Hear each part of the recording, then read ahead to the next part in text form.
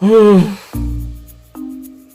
you guys for supporting me and trusting me and watching my videos because I have ads.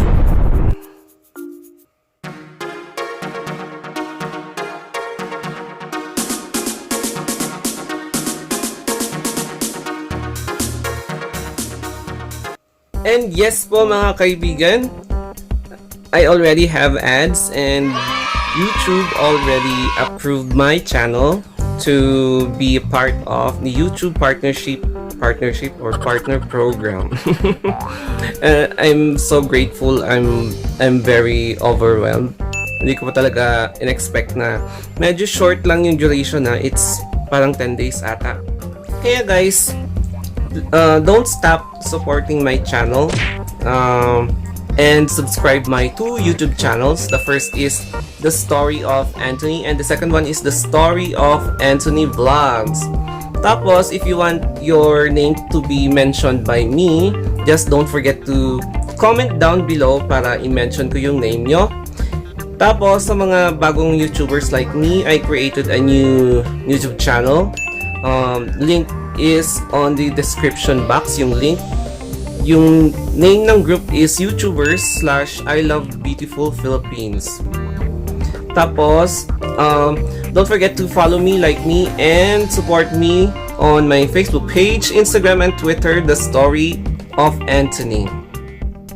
Ayan guys, as I promised, eto po yung babanggitin ko po na it's shoutout time guys. So, eto nga po, hello kay Grace and Family, Cheryl and Kent Lads, kay Maritoni Segovia, kay Wilma Nakazoto, kay Just Eds, kay Jane Fonda, My Life and Adventures, Simply Morena Vlog, kay Eros World, kay Kuya P, kay Team and Vena, kay Green Minded, ayan, si Kuya Green Minded, kilala niyo na po yun.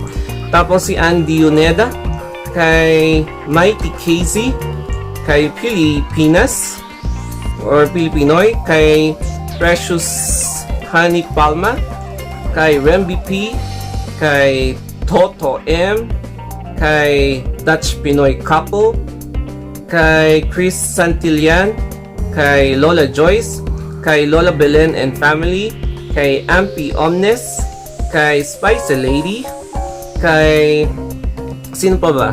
Kay Melvi, kay Mario de la Cruz, ayan po, sino pa ba? Si Michabs, ayan, Sarap ng Buhay TV, tapos kay Rex Merino, kay Nobla Sebue, ayun po. Guys, thank you so much for supporting me kasi hindi ko maabot to kung hindi dahil sa inyo. And sa mga hindi ko na-mention, i-mention ko na lang po kayo sa susunod kong vlogs. Ayun nga po guys, na paggising ko kaninang 5:31 AM, tinignan ko po yung bagong Gmail ko and tumambad po sa aking harapan na sabi niya is like this. Ayan po guys. So ang sabi niya is welcome and congratulations. You are now officially a part of YPP or YouTube Partnership Program. Ay, parang ano sa langit yung yung feeling mo pag na-receive mo yun kasi lahat po tayo, yun yung ultimate, yung parang ultimate na goal natin, lalong-lalo na kung gusto mong i-money yung channel mo. Kaya guys, I will be discussing at least 10 important tips how to monetize your channel. Ayan, prior to monetization, dapat eto po yung gagawin mo or basta bago ma-monetize yung channel mo, dapat ito yung laging gagawin mo, iisipin mo at lagi mong tatandaan.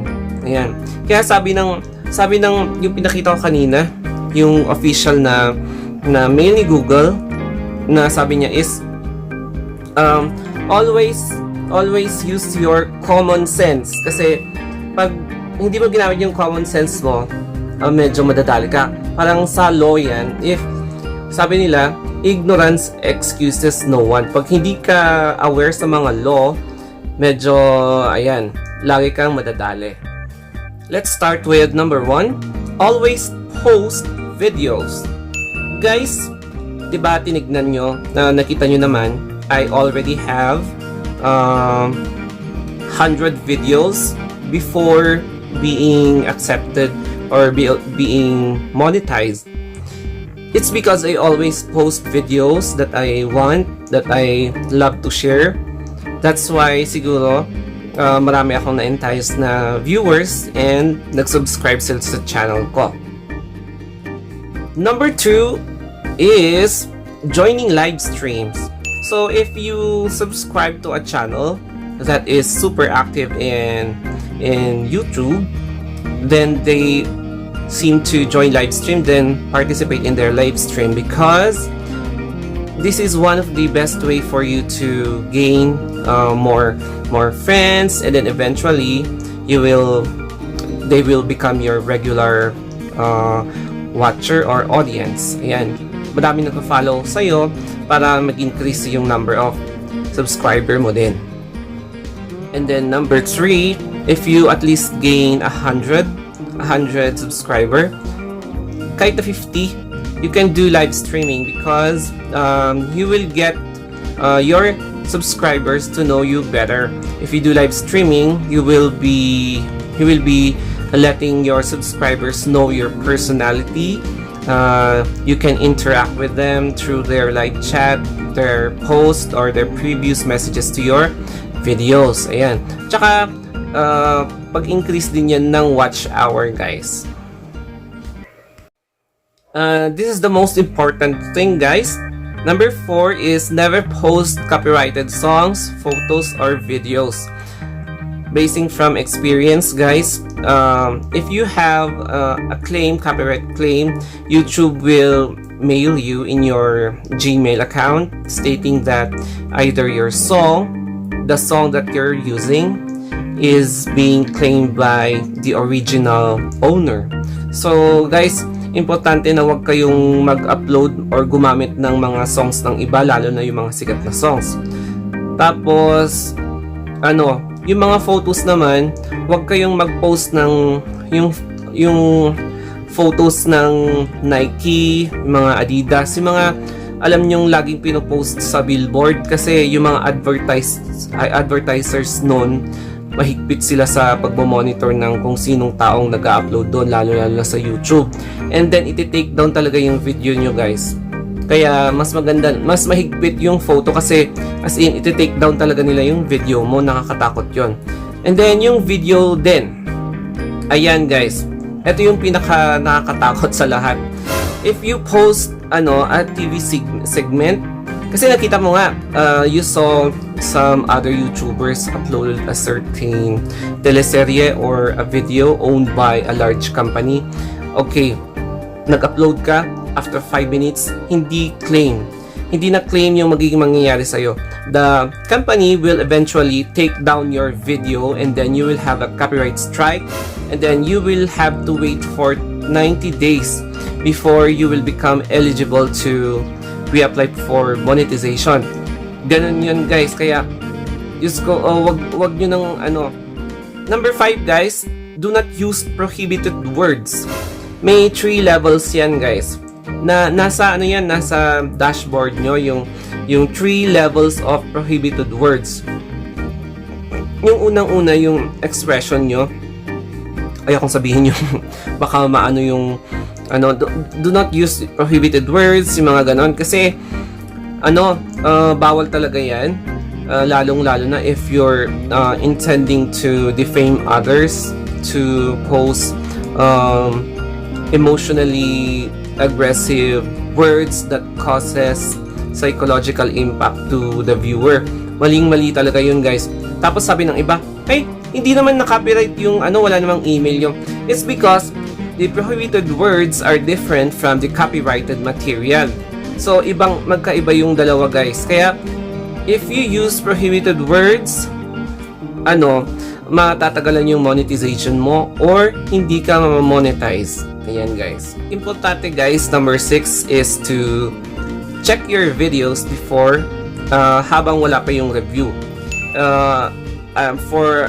If you reach at least 3,000 watch hours and then 900 subscribers, ayan na guys, you should start reviewing your videos, the title, the content, the music, remove re-uploads.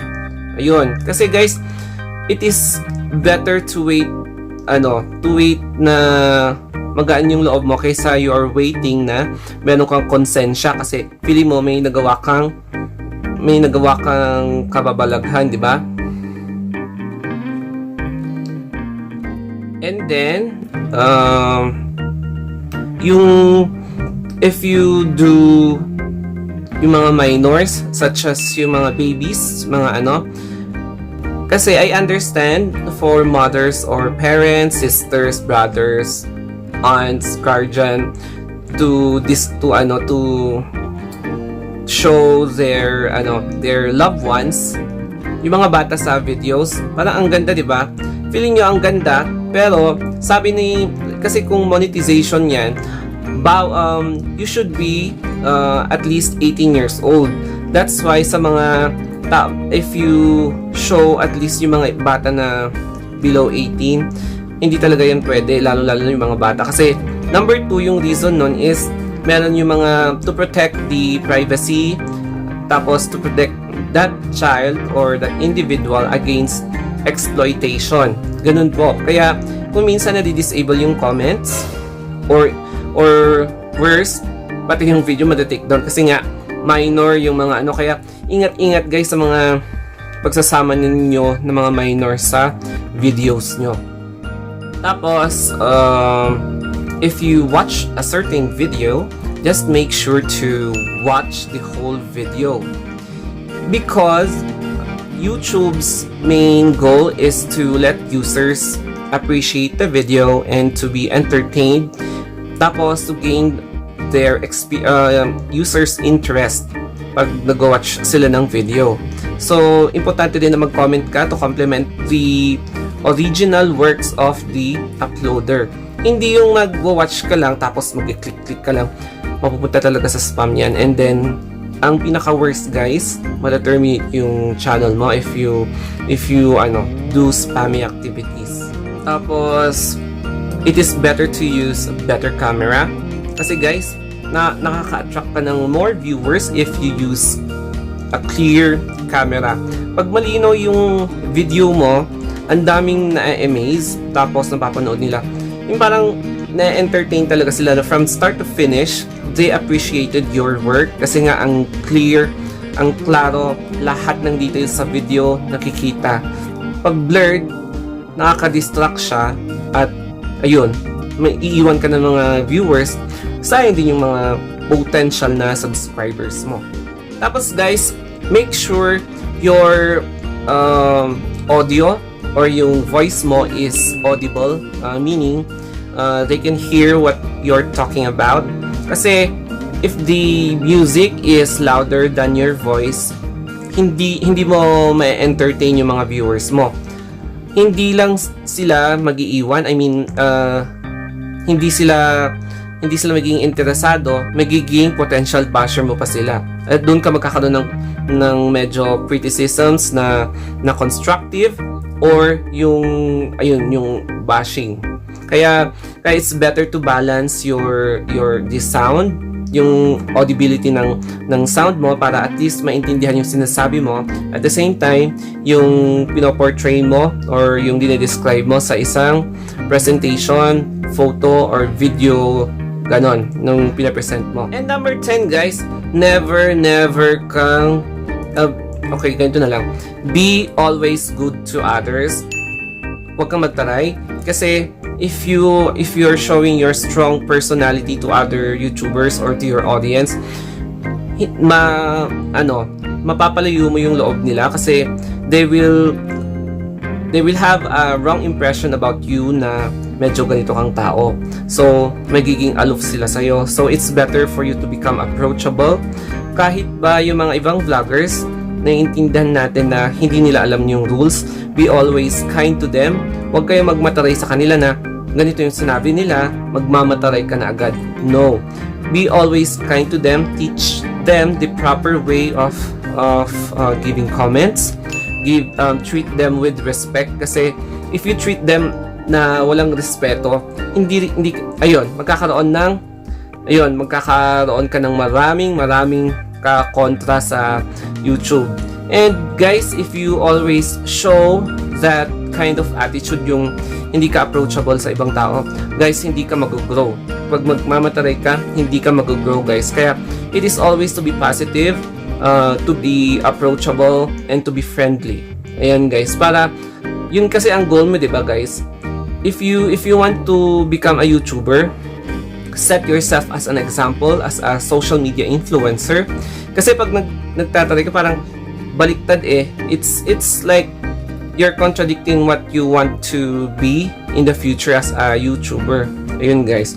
Ito ang importante, wag kang magpapakita ng hindi kaaya-ayang character, kasi madali kang mawala, guys. Ayun lang po. Okay. Thank you for watching until this far. Guys, let's real talk. Lahat tayo, mostly, or siguro sabihin natin 80%, pag namone na tayo, iilan lang talaga sa atin ang hindi nang iiwan. Meron din dyan na bumabalik pa sa atin kahit na namone na sila. Yung iba is kanya-kanya na. Marami na akong na-encounter na ganun, yung kanya-kanya na. So, kasi, ang goal lang yung makikita mo na yung nagkakanya-kanya is, yung isip talaga nila is, yung money lang talaga. Money. Siyempre, alam natin, be practical nga eh. Pero, makikita mo talaga na meron yung passion ng iba na gusto talaga mag-share na kahit na anong mangyari, binabalik-balikan ka. So, in my own status, akala nyo tapos na ako. Hindi pa. Marami pa akong gagawin. And, I still have many things to share and to show the best that I can be. And I hope through that journey, you are still with me. Kasi, guys, hindi naman tayo pare-pareha eh. And thank you guys sa mga lahat ng sumuporta talaga sa akin hanggang sa huli. And I hope in the future magkakasama pa rin tayo. Don't worry, guys. Ako laging loyal, faithful, at hindi nangiiwan. Yun nga lang, we cannot please everybody, guys, kasi lahat pati sa live stream, may nangdededma talaga sa akin. Kahit na anong gawin, yung parang nag-hi hello ako, wala, deadma. Ganun talaga, guys. Wala na akong magagawa. Syempre, if ganun talaga ang buhay, wala ka nang magagawa kung ayaw sa'yo, huwag mong pilitin. So, yun lang, guys. It's better to give than to receive. It's better for you to share than to expect something in return from them. Kaya, ayun, guys. Kahit pasensya na po sa mga tao nagsusubaybay sa mga live stream ko.